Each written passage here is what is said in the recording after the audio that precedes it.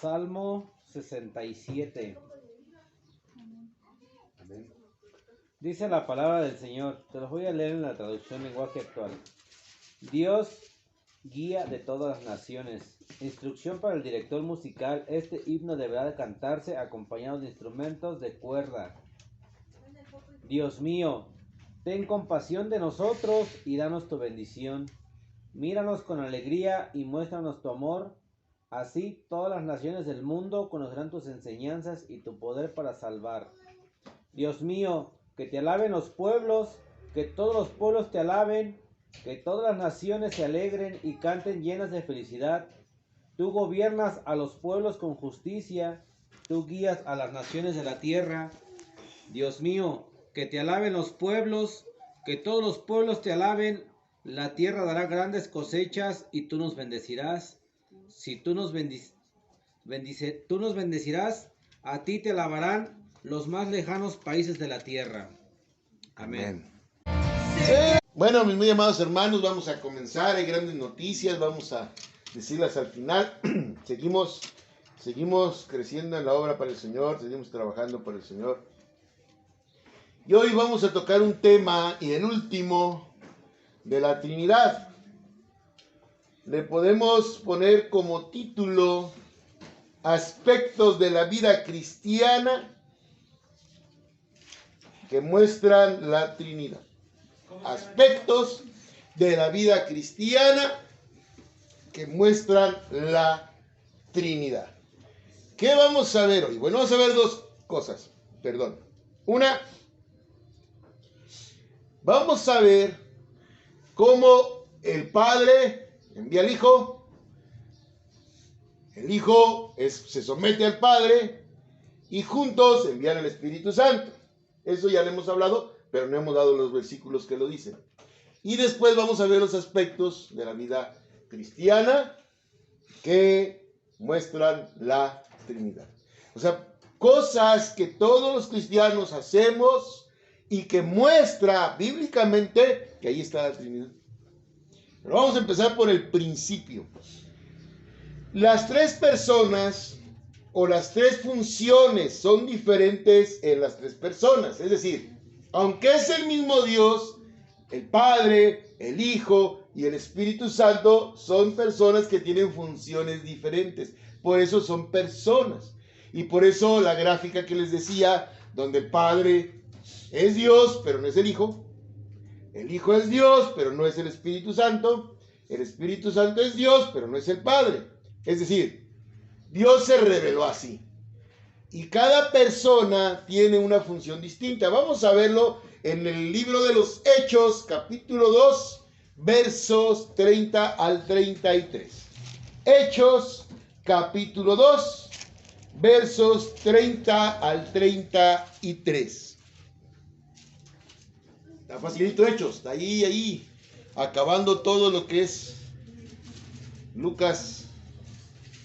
¿Llegaron tan rápido? ¡Qué bárbaros! Hechos 2, 30 dice así. Pero siendo profeta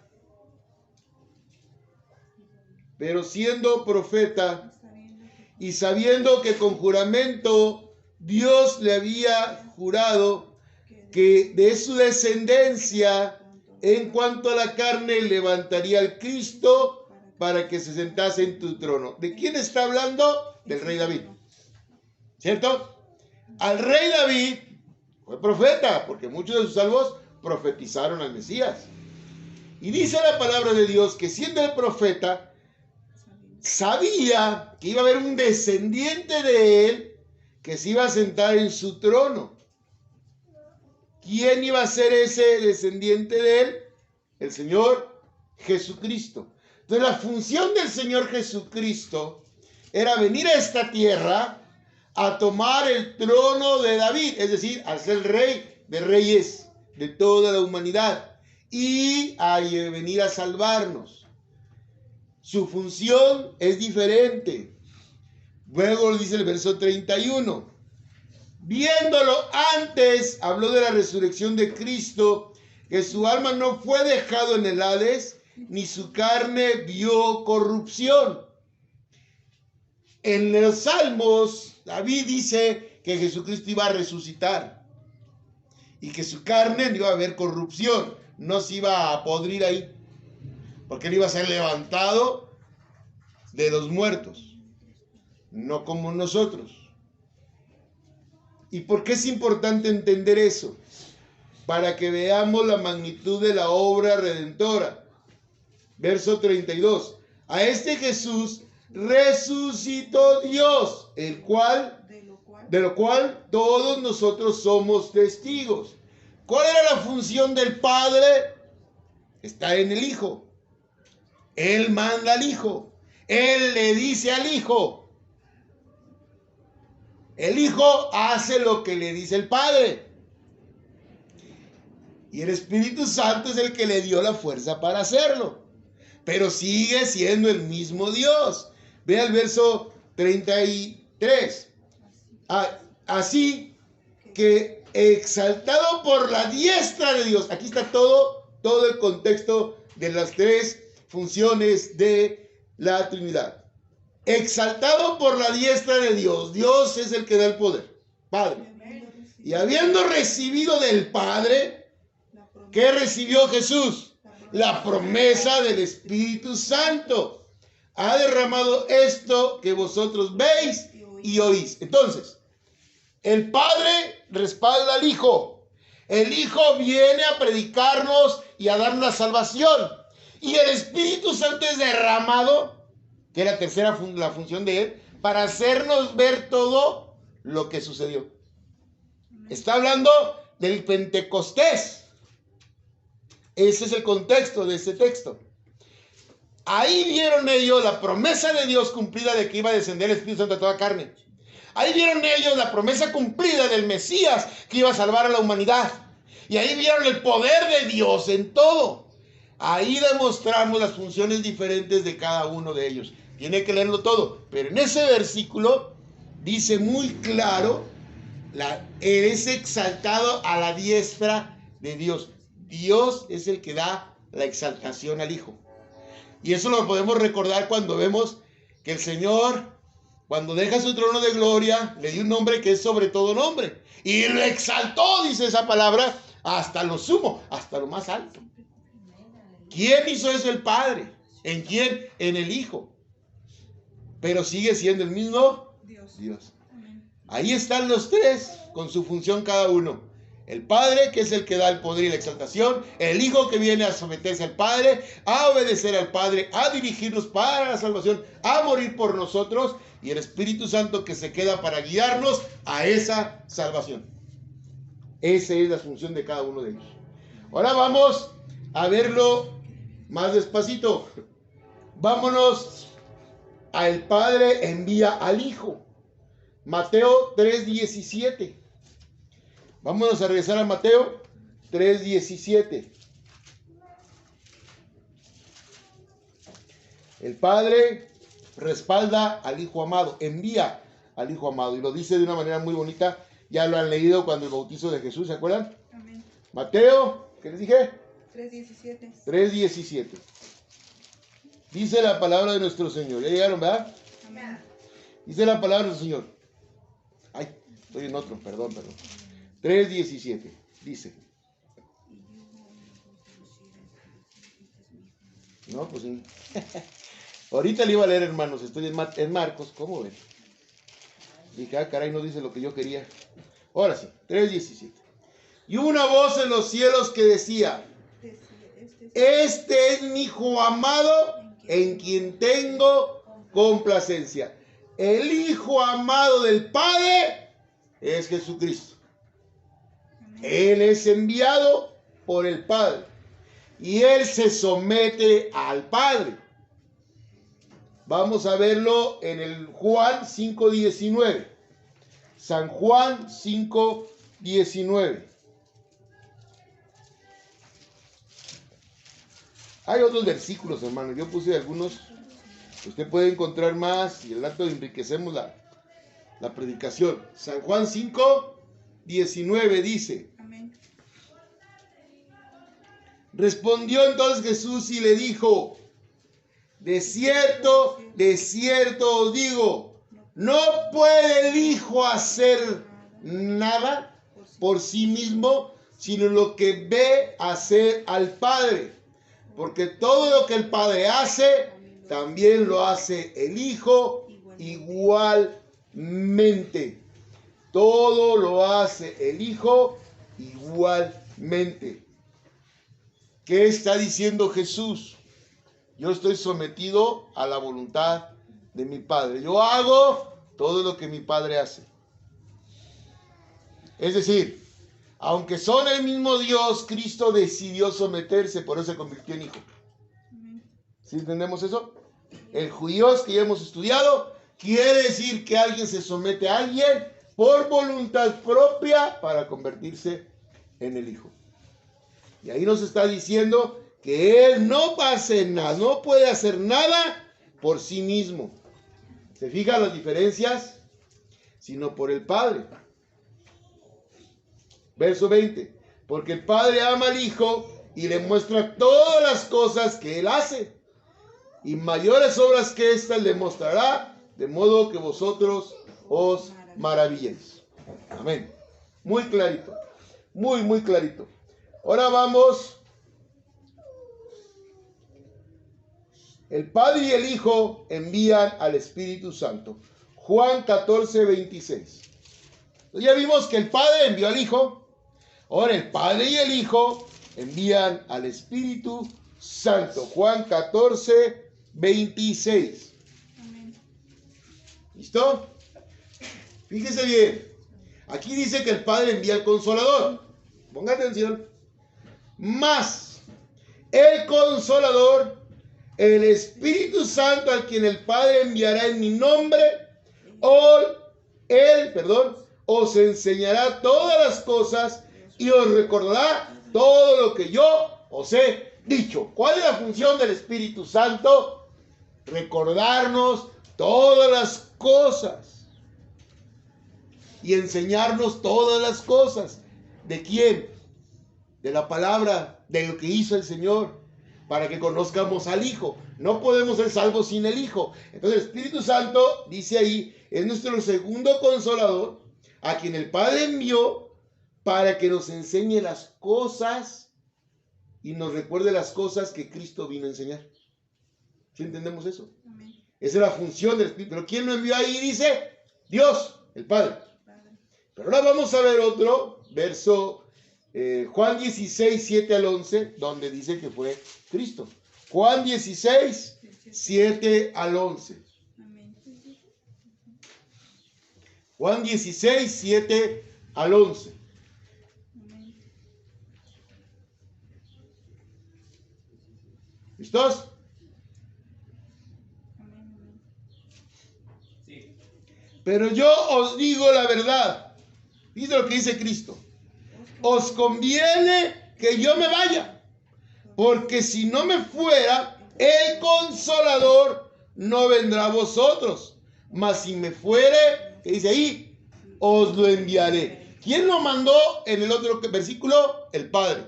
¿Y quién dice aquí que lo va a mandar? El Hijo. Entonces, el Padre y el Hijo enviaron al Espíritu Santo. Y miren, hermano, no se enrede, es Dios. Nada más que la Biblia nos aclara que ambas personas, aunque es el mismo Dios, están en total comunión, en total concordancia. Ahora vamos a ver lo que sigue diciendo. Y cuando Él venga, ¿quién? El Espíritu Santo, el Consolador. Convencerá al mundo de pecado, de justicia y de juicio. Aquí Jesús nos amplía. Allá nos dice que nos va a recordar y enseñar todas las cosas que Cristo vino a decir. Pero aquí nos explica cuáles son todas esas cosas. ¿Qué vino a hacer Cristo? A convencernos primero de que somos pecadores. El Evangelio es decirle a la gente que es pecadora.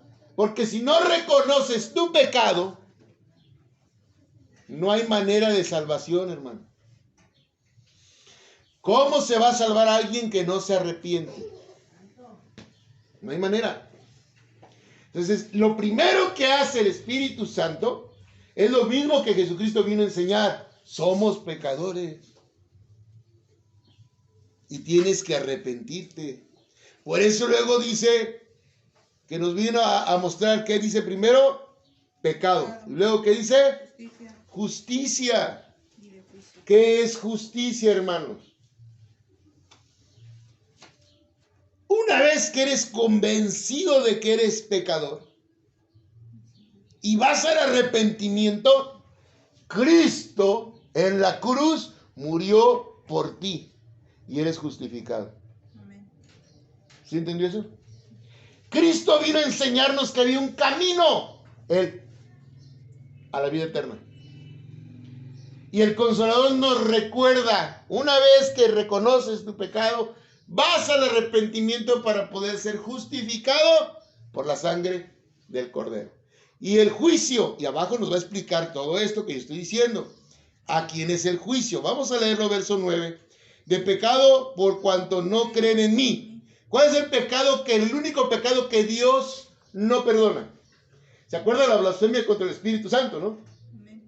Ese es el pecado de la blasfemia contra el Espíritu Santo. Aquel que niega a Cristo como Salvador, como Dios.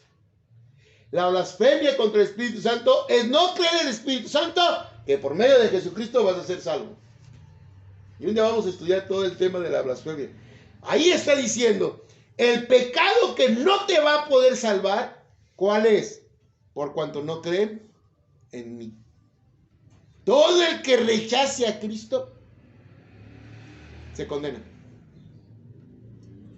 Se oye feo, pero es cierto. Todo el que rechace. ¿Y cómo rechazamos a Cristo, hermano? No tiene que decir, no te creo, Jesús. No.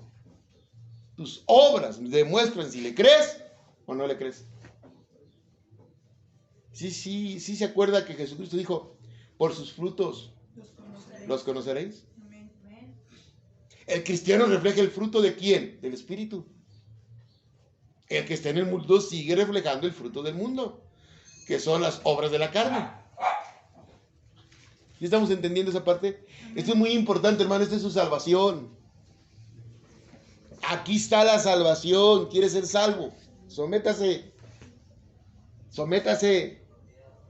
No puede ser salvo si no entiende este precioso muestra de la salvación. Nosotros necesitamos no negar a Jesucristo con nuestras acciones ni con nuestra boca. Que nuestro corazón esté lleno de Él.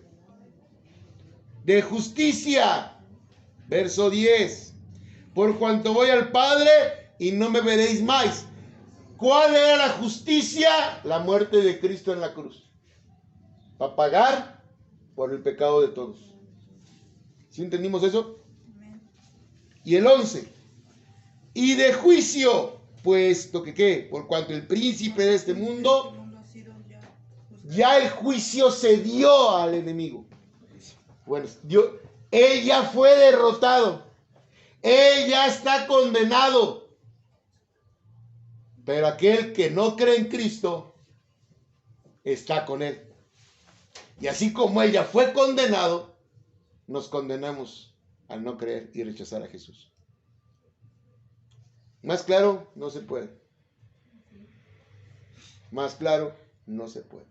Entonces ya vimos que el Padre envió al Hijo amado.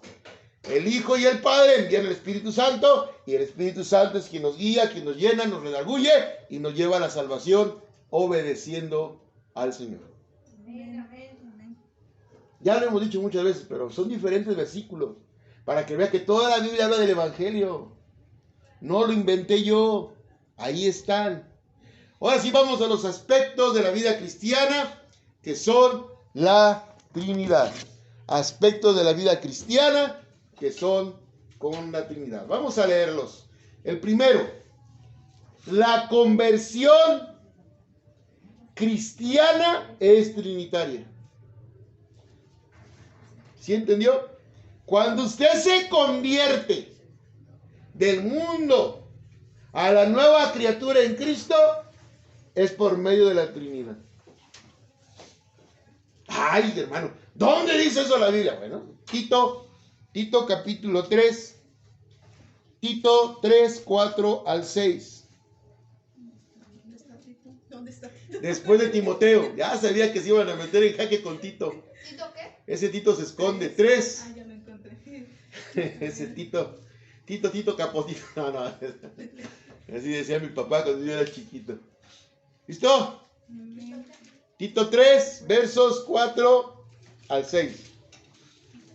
Es que este Tito sí está muy chiquito el Tito. Ya después de los dos ¿cómo se llama? De Timoteo y antes de Hebreos. Casi al final. Sí se les escondió Tito, hermano. Me hace que voy a tener que ir a ayudar a todos. Dios le bendiga, hijo. Tito, ¿no encuentras a Tito? ¿Ya lo encontraste, amor? Ya encontré a Tito. ¿Sí encontró a Tito? Encontré a Tito. Con esto no encuentra a Tito. Está casi al final. Busque Hebreos y antes de Hebreos. O busque después de Corintios, adelantito. Ya ven, vamos a leerlo. ¿Listos? Tito 3. Me gusta que se te...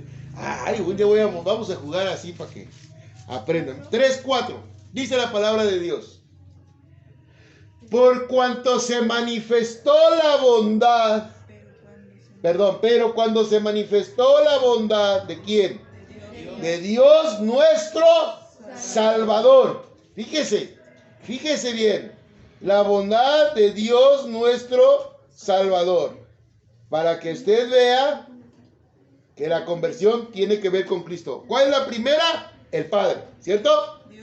Por cuanto se manifestó la bondad de Dios nuestro Salvador y su amor para con los hombres. ¿Cómo manifestó Dios eso? Nos salvó no por obras de justicia que nosotros hubiéramos hecho.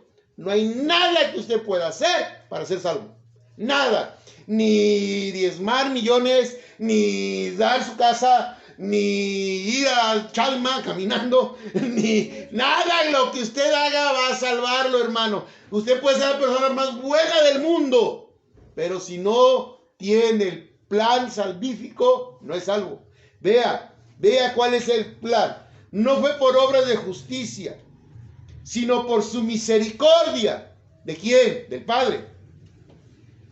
Por el lavamiento de la regeneración y la renovación. ¿De quién? ¿En el quién? En el Espíritu Santo. O sea, usted, Padre, tuvo misericordia de usted. Y el Espíritu Santo es el que va a hacer esa obra en usted para poder ser salvo. Todos tienen que ver en la salvación. Luego, en la conversión cristiana. Usted está teniendo ese plan, ese proyecto con él. Y luego dice la siguiente parte. El cual derramó en nosotros abundantemente. ¿Por quién? Por Jesucristo nuestro Salvador. Toda la salvación está en la Trinidad. El Padre tiene misericordia. El Espíritu Santo nos guía al arrepentimiento. Y aceptamos a Cristo y nos salvamos. Sin las tres personas no hay salvación. Hay mucha gente que dice, ¿qué fue primero? ¿La fe? ¿O el arrepentimiento? La fe. ¿Por qué? La fe, el arrepentimiento. Usted no se puede arrepentir si Dios no le da el don de la fe, hermano. Toda la obra la hace Él. Él nos escoge, el Padre. ¿Se acuerdan? Él nos pone la fe por medio del Espíritu Santo. Y entonces, una vez con la fe, nos arrepentimos, nos redargullen al pecado y nos arrepentimos. Y creemos que Cristo derramó su sangre para salvación. El plan completo de la conversión cristiana está en la Trinidad. Nos acabamos de ver al Padre, al Hijo y al Espíritu Santo. Vamos a leer el 6 ya para rellenarle.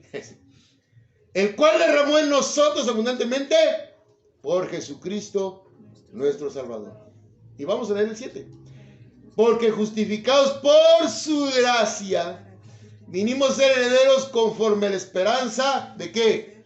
De la vida eterna. ¿Cuál es la esperanza del cristiano? ¿Por qué somos cristianos? Porque creemos que vamos a estar con Él. Un verdadero cristiano, así le digan y le contradigan y le enseñen doctrinas y le enseñen todas las falsedades que hoy existen. Así se pare un científico y le diga que su fe es falsa, que porque no puede ser, no es real. El verdadero cristiano tiene una esperanza que no lo mueve de su fe. Amén, gloria a Dios. Estar con él. Si Cristo no existiera en la ecuación, no hay salvación, mi hermano. Lo mismo lo dice Gálatas. Si no hay Cristo, si no hay resurrección de los muertos, en vano es nuestra fe. Pero sí la hubo. Y quedó registrado para que nuestra fe siempre sea fuerte, hermanos. Bueno, ahora vamos a Mateo 28, 19. Así, wow. Mateo 28, 19. ¿Sí saben dónde está Mateo? Amén. Amén. Ese sí no les da trabajo. No. Bueno, gloria al Señor. Mateo 28. Amén. 28, 19. 19. Este ya lo hemos leído, pero el bautismo es trinitario. De aquí hay una controversia que hay, Dios mío. Dice Mateo 28, 19. Vamos a leer desde el 18, pues, para que quede claro. ¿Qué dice Cristo en el 28, en el 18? Mateo 28, 18. Y Jesús se acercó y les habló diciendo, mire hermano, esto es muy importante. ¿Quién es el que tiene autoridad? Toda potestad me es dada en el cielo y en la tierra. ¿Quién es el que tiene todo el poder? Cielo y tierra, Jesucristo. ¿Sí lo dice ahí o no? Amén. Si Él tiene toda la autoridad, ¿a quién le debemos hacer caso al bautizar? A las herejías que se dicen, malinterpretando hechos, que se bautizan en el nombre de Jesús, o le tenemos que obedecer a aquel que dijo que tiene toda la potestad. ¿Quién es el que tiene peso? Jesús. Jesús. Y si Él dice en el verso 19, por tanto, no te está preguntando, te está dando una orden, ¿cierto? Amén. Porque es la autoridad. Y hacer ovejas gordas y lanudas. No, no dice eso. Para trasquilarlas y sacarles el dinero. No. Y hacer discípulos. ¿Cuál es el plan de Dios? Que el evangelio crezca por medio de discípulos. Por medio de aquellos que se someten y obedecen al maestro, no al pastor. ¿Quién es el maestro? Jesucristo. Entonces, una vez que usted es discípulo y hacer discípulos a todas las naciones, la persona cree en Jesucristo y es movida a ¿qué? Bautizándolos en el nombre. No dicen los nombres, ¿verdad que no? No. En el nombre. ¿De quién? Del Padre, del Hijo y del Espíritu Santo. Por eso Pedro en Hechos dice, bautizándolos en el nombre. También dice lo mismo. ¿Cuál nombre? El que dijo Jesucristo. ¿A qué? Ya lo cambiaron. No, tiene que ser el nombre de Jesucristo. Si no, no hay salvación. A ver, el bautismo no salva. No hay ninguna obra, lo acabamos de leer atrás, que te salve. ¿Sí o no lo leímos ahorita? Amén. Por lo tanto, el bautismo no salva.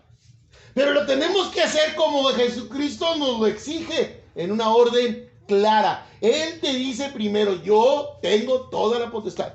Yo soy la autoridad. Y ahora me obedeces y te digo que hagas esto. La única orden que se le dio a la iglesia no fueron las 100 y pico de 613 leyes. No, solo hay una. Ir y predicar. Haciendo discípulos. Es la orden que nos dio. Por eso un cristiano no puede quedarse stop en la iglesia. Tiene que salir, tiene que hablarle al vecino, al compadre, al amigo, al tío, al cuñado, al abuelo, hablarles de Cristo. No para que vengan a la congregación necesariamente, sino para sembrar la semilla que el Señor nos ordenó llevar. Ya, si Dios toca sus corazones y los trae aquí, gloria a Dios. Pero la obra es de Él. Pero nuestro deber es ir a buscar a aquellos que ya el Señor tiene escogido. Si no predicamos el Evangelio, ¿cómo van a oír el Evangelio para ser cambiados?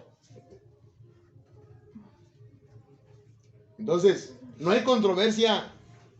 Hay quien no se somete. Esa es la diferencia.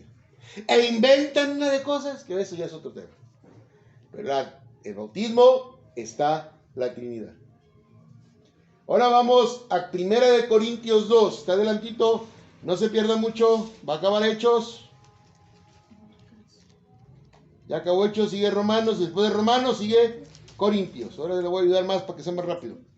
Corintios, capítulo 2. 1 Corintios 2, del 1 al 5. Ahí va a encontrar que el evangelio es trinitario. Aquel que no predique el evangelio con la Trinidad, no predique el evangelio. El evangelio es trinitario. ¿Ya llegaron ahí? 1 Corintios capítulo 2, versos del 1 al 5. Amén. Dice la palabra de Dios: así que, hermanos, cuando fui a vosotros, Pablo está hablando, lleno del Espíritu Santo, para anunciaros el testimonio de Dios, no fui con excelencia de palabras o de qué. O de sabiduría. Fíjese, hermano, Pablo dice: yo no voy con mis palabras ni con mi sabiduría. Él era un hombre de mucho conocimiento bíblico. Era uno de los fariseos más importantes de su época, que dejó todo por seguir a Cristo. Y él está diciendo: ya no vengo como ese fariseo sábelo todo. Ahora vengo con otro mensaje. Pues me propuse, fíjese qué debe de pensar el cristiano. Pues me propuse no saber entre vosotros cosa alguna, sino a Jesucristo y a este crucificado. Hermano, un verdadero cristiano predica a Cristo. No trata de sacar mensajes raros de la Biblia. No trata de sacar mensajes de prosperidad, de amor. No.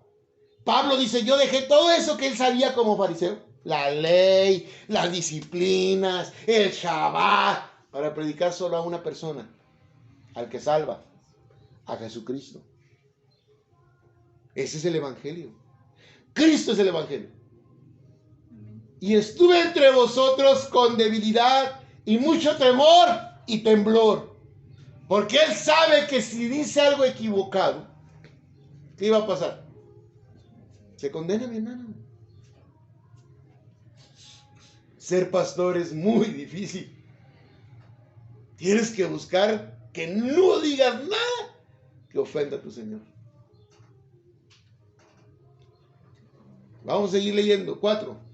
Y ni mi palabra ni mi predicación fue con palabra persuasiva de humana sabiduría. Ay, cuánto falta le hace esto a muchos pastores. Que dejen de hablar lo que ellos piensan y digan lo que la Biblia dice. Que se quiten las palabras persuasivas que usan para manipular a la congregación, para meter miedo, para meter necesidad, para meter ego. No, mi hermano, eso no sirve. Nosotros no podemos usar palabras persuasivas ni pensamientos humanos, sino con demostración del Espíritu y de poder. ¿De quién es el poder? De Dios. ¿Por medio de qué? Del Espíritu. El Evangelio aparece totalmente. Verso 5.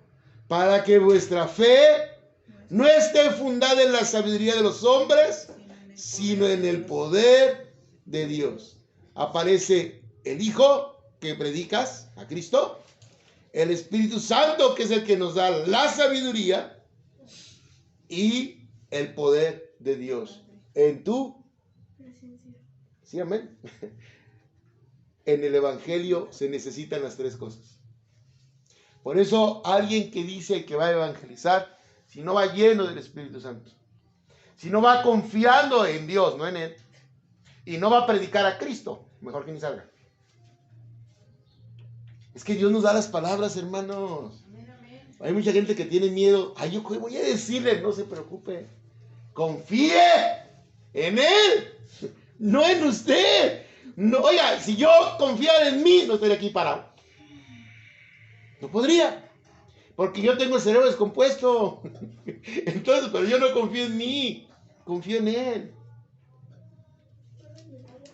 De verdad, hermanos, es hermoso aprender a confiar en Cristo y entender que todo el Evangelio es trinitario. Vayamos a 1 Corintios 12. El ministerio cristiano es trinitario. 1 Corintios 12. El ministerio cristiano también es trinitario, mi hermano. ¿Cuál es el ministerio? Pues seas pastor, seas evangelista, seas lo que Dios vaya a poner a cada uno de los dos ministerios diferentes. Hay un solo ministerio que todos tenemos. Aquí sí no te puede hacer por ningún lado. Predicar. Todos tenemos que hablar del Señor. Pero Dios da dones especiales a cada quien. Y esos dones son para ponernos al servicio de ¿quién? De Él, para edificación de la iglesia. ¿Sí entendió eso? No para andarnos presumiendo en la calle. Son para edificación de la iglesia.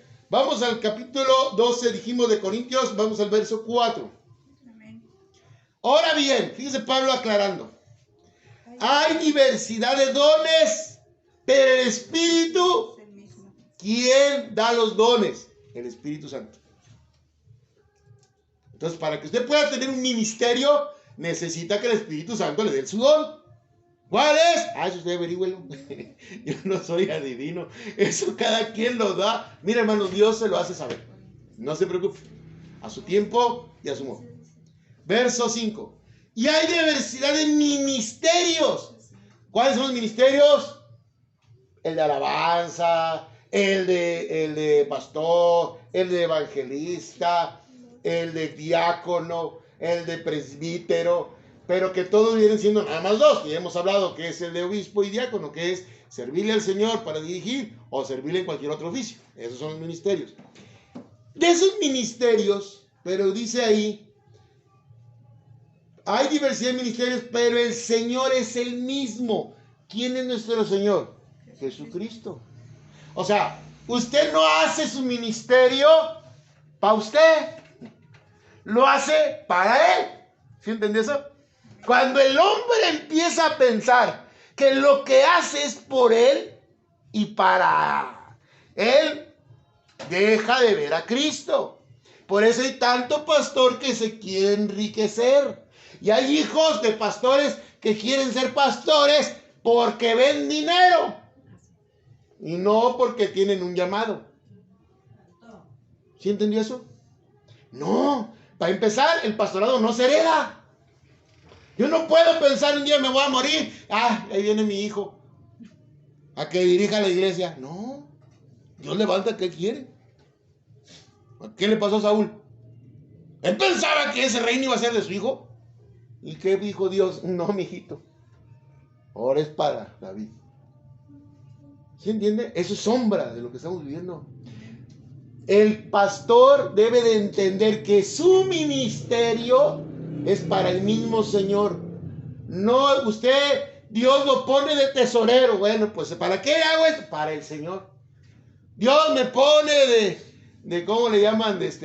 Hasta que barre la congregación, hermanos. O sea, aquí porque es casa y la hermana pues se esfuerza, pero cuando tengamos una congregación, si Dios lo quiere, aún ese que limpia la congregación lo hace para el Señor. Amén. O sea, yo no sé, todo el mundo quiere dones sobrenaturales y hablar lenguas y que sanidades. Es que todo es para el Señor. Nosotros no hacemos nada para nosotros, porque el ego del hombre es traicionero. Por eso Dios nos lo advirtió que el corazón es engañoso. Cuando uno entiende a quién le sirves, tienes temor y temblor, dijo Pablo. ¿Sí se dijo? Porque cuidado si no haces bien lo tuyo. Bueno, ya van las dos de la Trinidad. El Espíritu Santo da el don y el servicio es para el Señor. Vamos siguiendo. Vamos siguiendo. Y hay diversidad de operaciones. Pero Dios, que hace todas las cosas en todos, es el mismo. ¿Tiene el lenguaje actual, hermano? Sí. Léame ese versículo porque operaciones como que no cuadra. Sí sé qué es, pero quiero que lo digan en el lenguaje actual. Es 12:6. Hay diversidad de operaciones. Yo sé que Ricardo ya entendió esa palabra. Pues. Es un diccionario y Ricardo se nos va a quedar viendo así. Ay, por favor. Ah, no es que lo veo muy pensativo, por eso digo. Ya esto está dormido. ¿Viste, hermano? Sí, dice la palabra del Señor en 1 de Corintios 12:6. Uh-huh. Y hay diferentes manifestaciones de poder, Amén. pero es un mismo Dios que con su poder lo hace todo en todos. A ver, ahí sí se quedó claro. Hay diferentes manifestaciones de poder, pero no son tuyas. ¿Sí se dio cuenta? Ese que dice hablar lenguas no fue porque él pudo. Y que tiene que ser un idioma, ya hemos leído eso. Ese que dice que tiene don de sanidad no es él. ¿Quién hace todo? Dios. ¿De dónde viene el poder? De Dios. Por eso nosotros no nos podemos jactar de nada.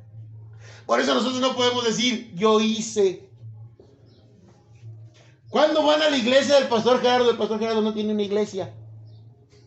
La iglesia es del Señor. La congregación es de Él. ¿Sí estamos entendiendo? No falta el que dice, ay, ¿cuándo me invita a su iglesia? No, yo no tengo iglesia. La iglesia es del Señor. Tenemos una congregación que se llama así y está en tal lugar. Pero la iglesia es del Señor. ¿Por qué hay que entender eso? Porque dice ahí muy claro, todas las operaciones, todo el poder, todas las obras que hagas, es porque Dios te dio la fuerza. Hermano, hasta para caminar, hombre. Hace un minuto cuando les digo que me andaba ahogando, ¿y si ni me muero qué? Pues Dios es el que se encarga. Él me levanta y me recuerda que soy de carne y que soy débil. Que yo no puedo por mí mismo. Para eso nos pasan las cosas. Para que veamos cuán pequeños y débiles somos. Que necesitamos de Él. Nunca se le suba a la cabeza la soberbia que destruye el ministerio. Yo me encantan las predicaciones de Lucin de hace 5 años para atrás. De las últimas para acá, pura escatología. Ya no sabe hablar de otra cosa, que si la guerra, que si Gog y Magog. ¿Qué le pasó? Y yo lo admiro, es un hijo de Dios, pero está dejando manipular su ego. No sé por qué, tal vez sus hijos lo hacen. Pero nosotros no, hay que orar mucho, hermano, mucho, para que Dios no nos deje nunca perder el piso. Dependemos de Él. La obra completa del ministerio depende de Él. En el Espíritu, en el Hijo que es nuestro Señor y a Él le servimos, y el poder que da Dios para los milagros, prodigios y todo lo que te quiera que vea. Por eso es imposible que una iglesia diga campaña de sanidad. Desde ahí ya no está el Señor en esa iglesia. Porque entonces estás condicionando al mundo a lo que tú quieres y no a lo que Dios dice. Hay sanidades, amén. Cuando Él quiere. Hemos visto grandes milagros. Yo creo más de uno de ustedes ha visto levantarse un enfermo. Amén. Pero es Él. Y no necesariamente en una campaña, ¿verdad? Cada vez que alguien tenga un enfermo, oramos todos. Sí, claro que sí. Pero el que va a levantarlo es el Señor. Háblele al pastor para que ore por mi enfermo. ¿No? ¿Y para qué quiere el pastor? Ore, clame. Sí, invite. Para unirnos juntos. Para fortalecer nuestra fe. Pero nunca para que crea que el pastor o que otro va a hacer el milagro. Es Dios. Amén, amén. Tremendo esto de... Y ahí está tan clarito y no lo entienden o no lo quieren ver. Pues luego dice la palabra del Señor. Vimos que el ministerio cristiano es trinitario, ya vimos por qué. La comunión cristiana es trinitaria. Efesios 2. Efesios 2. ¿Sí sabe dónde está Efesios, verdad? Amén. Amén.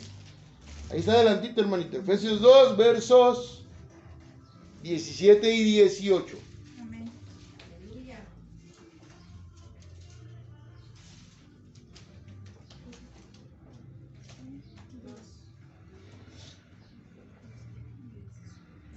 Vamos a ver desde el 14. Para recordarlo de un solo pueblo. La comunión cristiana es trinitaria. No, perdón. ¿Les dije Efesios? No, es la devoción y la oración es trinitaria. Perdón, hermano, perdón. Estoy leyendo otro. La devoción, porque el que está apuntando, corrija ahí. La devoción y la oración es trinitaria. Ahora sí, Efesios 2, versos 17 y 18. Dice la palabra de nuestro Señor. Vamos a leer desde el 13. Pero ahora, en Cristo Jesús, vosotros que en otro tiempo estabais lejos, habéis sido hechos cercanos por la sangre de Cristo. Leí el 13. Luego dice el 14. Porque Él es nuestra paz, que de ambos pueblos hizo uno, derribando la pared intermedia de la separación. El Señor obró, murió, y los que éramos lejanos, los que éramos gentiles, ahora somos uno con el pueblo de Israel. No con el Israel étnico, con el Israel espiritual, con aquellos que creyeron también en él. Ahora somos un solo pueblo. Derribó la pared que nos separaba. ¿Cuál era la pared? La ley. Ahora hay gracia para los dos pueblos. Verso 15. Sí, verso 15. Perdón, vamos a leer el 14. Porque Él es nuestra paz. ¿Sí entendió eso? ¿Quién es la paz de todos, tanto judíos como gentiles? Jesucristo. Ahora sí, verso 15. Aboliendo en su carne las enemistades, la ley de los mandamientos expresados en ordenanzas, para crear en sí mismo de los dos un solo y nuevo hombre, haciendo la paz. Hermanos, Él elimina la ley que nos condenaba y nos hace nacer de nuevo. Ese nuevo nacimiento nos lleva a la santificación. ¿Entendió eso? A luchar para ser santos, a luchar para hacer las obras conforme a su voluntad. Y abolió en eso los mandamientos. Se refiere a esos mandamientos que nos impedían ir al Señor. Verso 16.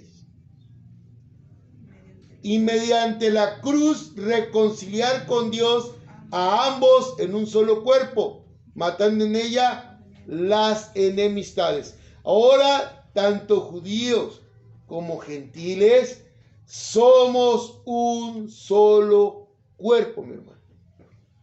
¿Sí entendió eso? ¿Quién es la cabeza? Cristo. Pero el cuerpo, ahora somos todos los que creemos en Él, un solo cuerpo. Verso 17. Y aquí empieza lo que estamos diciendo de la devoción y la oración es trinitaria. Y vino y anunció las buenas nuevas de paz a vosotros que estabais lejos y a los que estaban cerca. ¿Quién vino a darnos las buenas nuevas de paz? Cristo. Porque por medio de Él, de Jesucristo, los unos y los otros tenemos entrada por un mismo espíritu al Padre. Sin Jesucristo, sin el Espíritu, no llegaremos al Padre. El sacrificio de Jesucristo nos limpia de pecado y nos lava de toda maldad. Pero el Espíritu es quien nos guía a tener fe y a creer en Él. Y de esa manera vamos a llegar al Padre. Entonces, la devoción de nosotros tiene que estar en los tres. Porque los necesitamos a los tres. Y nuestra oración es trinitaria. Nosotros oramos por medio del Espíritu al Padre, ¿en el nombre de quién? Del Hijo. ¿Se fijó?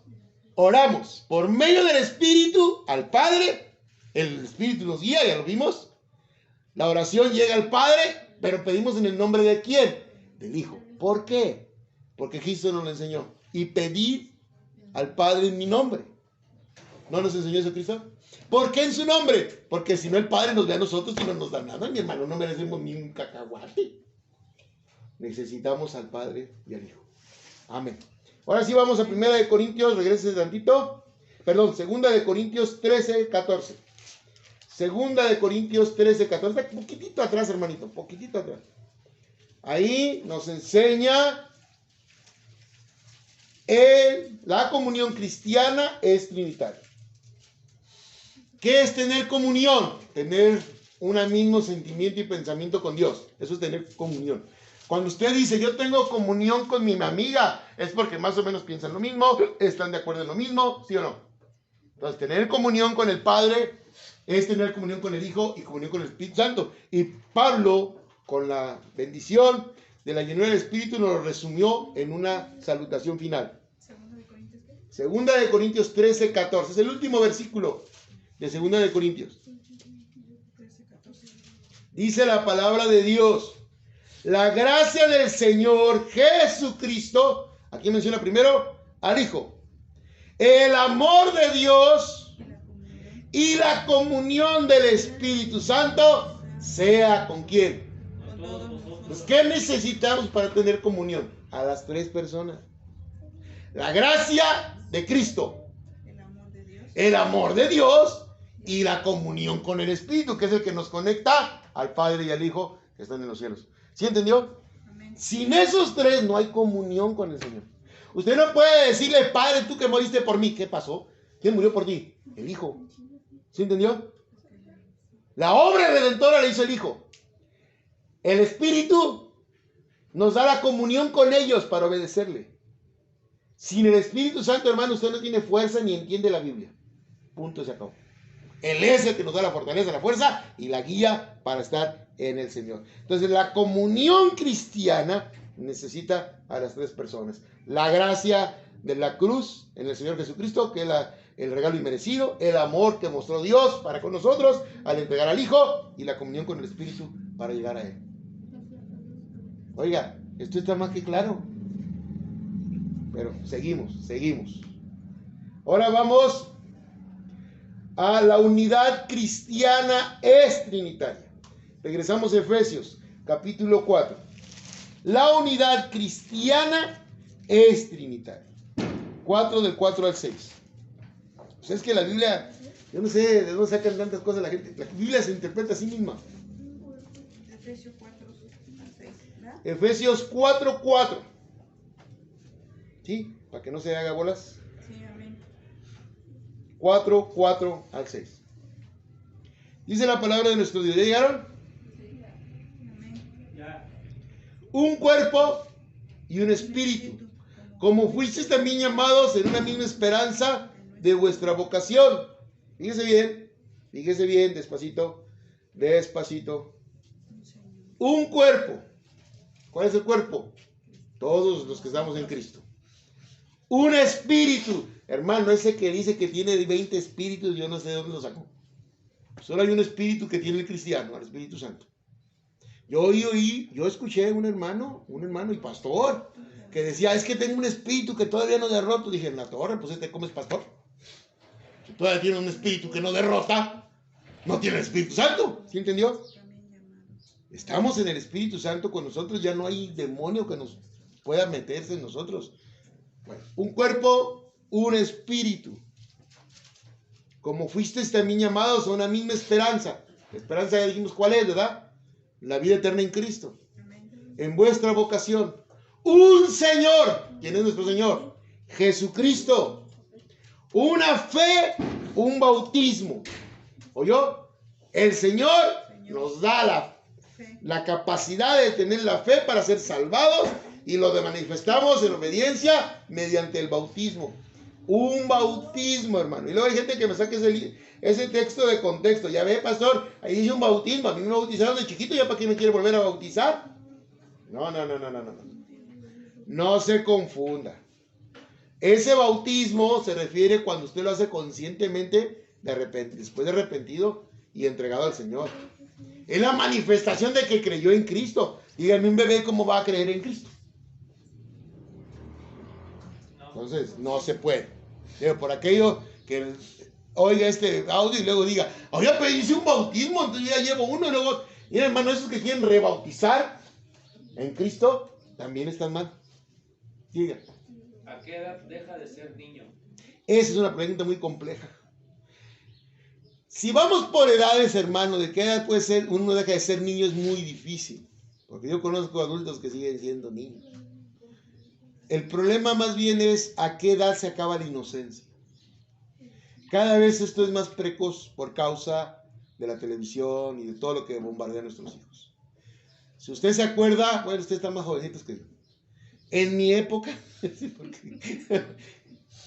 para que uno tuviera malos pensamientos hacia una persona, hacia una mujer o otra cosa, no, hermano, yo me acuerdo que yo a los ni 15, 16 años era un inocente. ¿De veras? En ese aspecto, en pecado, pues sí. El niño empieza a tener uso de razón y empieza a saber que peca. Entonces, cada caso sería diferente. Ahora, ¿qué hacemos en las congregaciones? Pues ponemos una edad tope, ¿no? Nosotros decimos, bueno, después de cuando entran a la adolescencia, dejas de niño. ¿Y cómo sabemos cuando un joven entra a la adolescencia? Porque ya maduran. No, ojalá y maduraran. Porque empiezan a manifestarse cambios hormonales, biológicos. Ahí es cuando se muestra que ya entraron a la adolescencia. ¿Se entendió? Empieza a engrosar la voz, empieza a salir los vellos, empiezan a... Ya no voy a dar una explicación aquí de biología. Entonces, calculamos 12 años en adelante, es lo que dicen todos los científicos, ¿no? Ahí sí, pero la malicia pudo haberla perdido antes. Y malicia no quiere decir que perdió cosas de la sexualidad, no. Me refiero a que ya saben que es malo y lo hacen. Eso es malicia. Pero eso ya es dependiendo cada niño. Y dependiendo mucho de los padres, mi hermano. Si un padre está al pendiente de sus hijos, usted tiene hijos sanos hasta los 18, 20 años. Ahí luego nos preguntan a nosotros, voy a hacer un comercial aquí, un poco fuera de tema. A mi esposa tiene 3 hijos.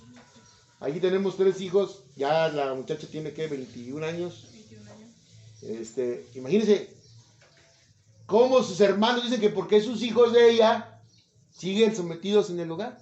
Cuando la mayoría de los sobrinos o primos de nuestros niños andan en el mundo vueltos locos. ¿Qué pasó? ¿Cuál fue la diferencia? Pues una persona que estuvo ahí al pendiente. ¿Sí me entienden? No quiere que le pase. ¿Saben por qué Dios formó la familia? Porque solo así puede haber cambios y disciplina en los niños. Un abuelo, por muy disciplinado que quiera ser, no tiene el mismo respeto que de la madre o el padre.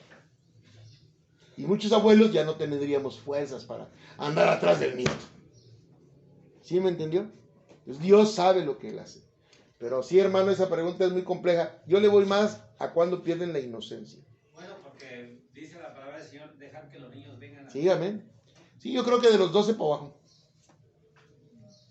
Todavía son niños. Todavía pueden corregirse. Acabando la primaria, viene la etapa más difícil.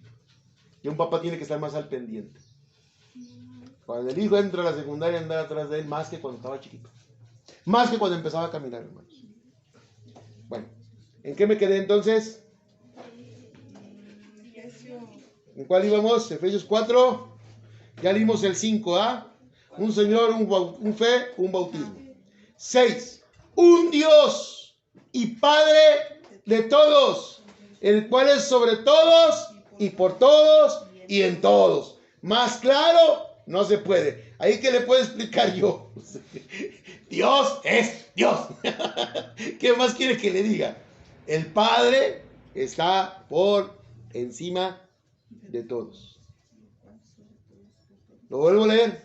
Un Dios y Padre de todos, el cual es sobre todos y por todos y en todos. Pero, aquí hay el pero. A cada uno de nosotros fue dada la gracia conforme a la medida del don de ¿quién? De Cristo. De Cristo. Todo el programa de la unidad cristiana está la Trinidad. Pero quien te dio ese don para poder creer en todo esto fue Cristo en la cruz. Él es el que por gracia nos hizo salvos. Y viene el don. ¿Cuál es el don que te lleva a la salvación? Lo dijo el niño, la fe. Pero es un don de Dios. ¿Se dio cuenta? Qué hermoso, qué maravilloso es Dios. Leamos el último. La Trinidad habita completa en nosotros. Esto es muy hermoso. Juan 14, 23 al 26. San Juan, en algunas Biblias, también nomás dice Juan 14, 23 al 26. Juan o San Juan 14.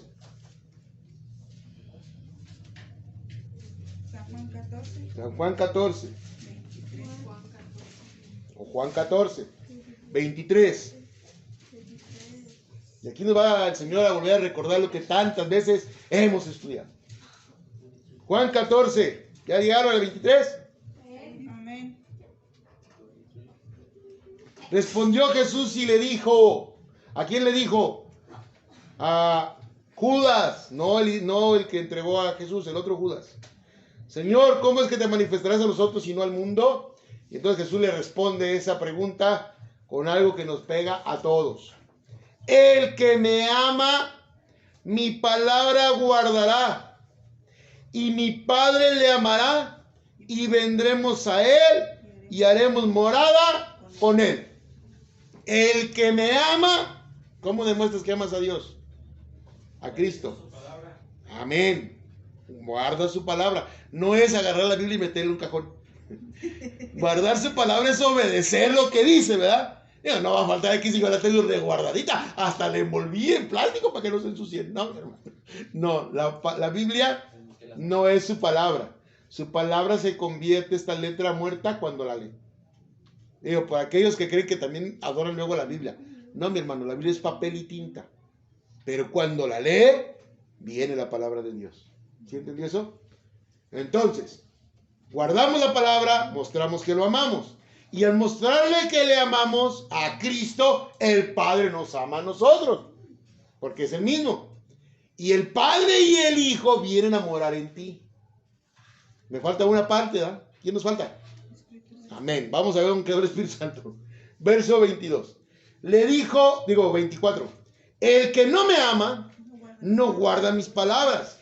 Y la palabra que habéis oído no es mía, sino del Padre que me envió. Antes de decirnos dónde quedó el Espíritu Santo, Cristo te aclara. Si no guardas mi palabra, no digas que me amas. Hermano, esto es sencillamente claro. Es mucha gente dice amar al Señor, pero por su fruto lo conoceréis. Solo el que obedece al Señor le ama. A mí te puede decir, si usted sale de la calle, aman a Cristo. Todo el mundo va a decir que sí. Todos. Pero ¿realmente le obedecen? No, entonces no lo aman. Si usted le pregunta hasta un testigo de Jehová, dice que ama a Cristo. Dice, ay, no, pues es que él es el arcángel Gabriel, ¿cómo lo voy a amar? No, mi hermano. A Cristo se le demuestra su amor obedeciendo. Y si no le obedeces, no eres de él. Déjenme, le doy vuelta porque se me perdió la hoja. Luego dice 14, ¿qué me quedé? 24. 24. 25. 25. Os he dicho estas cosas estando con vosotros. Y aquí viene. ¿Quién viene? Mas el Consolador, el Espíritu Santo, a quien el Padre enviará en mi nombre, Padre y Hijo, Él os enseñará todas las cosas y os recordará todo lo que yo os he dicho. ¿Quién habita en ti? El Padre, el Hijo y el Espíritu Santo. Y todavía dicen que no hay Trinidad.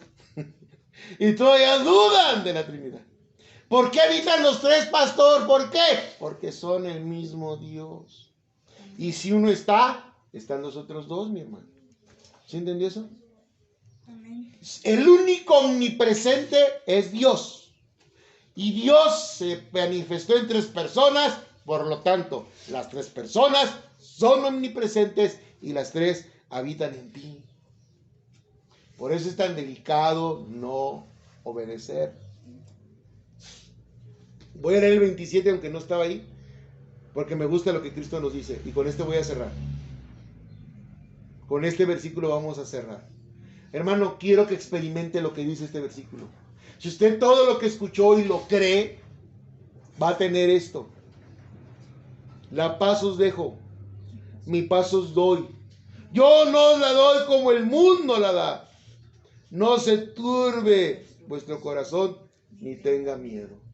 El verdadero cristiano vive en paz. Aunque el mundo se derrumbe, aunque el mundo esté en guerra, aunque haya enfermedades, aunque venga otra pandemia, el cristiano no teme.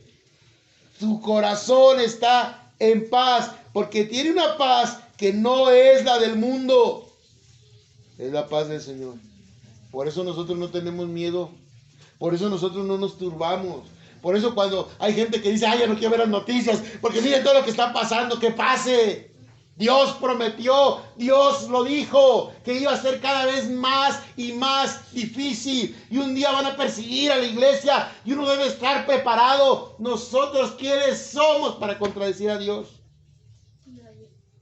Tenemos que vivirlo. Y vivirlo es entender eso. Tienes al Padre, al Hijo y al Espíritu en tu corazón. No tengas temor. Él tiene el control de todo. No eres tú. Amén.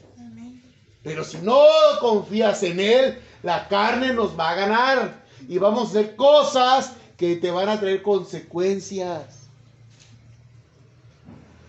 Vivir es Cristo, dijo el Señor Pablo, lleno del Espíritu. Y morir es ganancia. Ponte mía. Vamos a orar. Vamos a darle gracias a Dios por tan hermosa palabra.